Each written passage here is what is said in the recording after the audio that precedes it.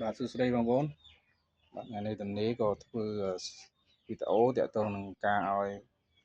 ផ្សំចំណីមន់បងប្អូនយើងខ្លះគាត់ទិញមន់ខ្ញុំទៅគាត់សួរថាមន់លោកគ្រូឲ្យស៊ីចំណីអត់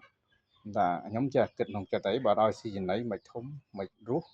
អញ្ចឹងចំណីខ្ញុំធ្វើនេះខ្ញុំធ្វើខ្លួនឯងបងប្អូនខ្ញុំអត់ទិញចំណីផ្សារទេចំណីសម្រាប់តែកូនមន់នេះបងប្អូនអញ្ចឹងនេះខ្ញុំ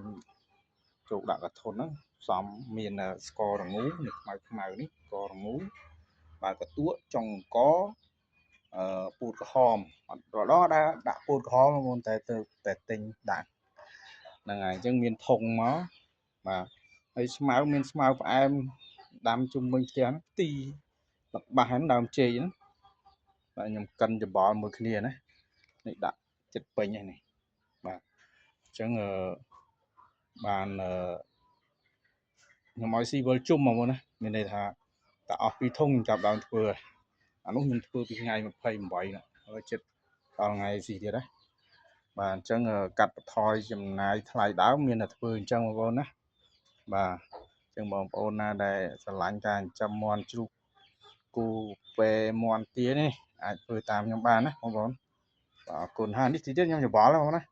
បើគ្នារៀងសពតិចទៅចាំយើងញាត់ចូលក្នុងនោះជន់ឲ្យណែនគ្របឲ្យចិត្តបាទអរគុណបងប្អូន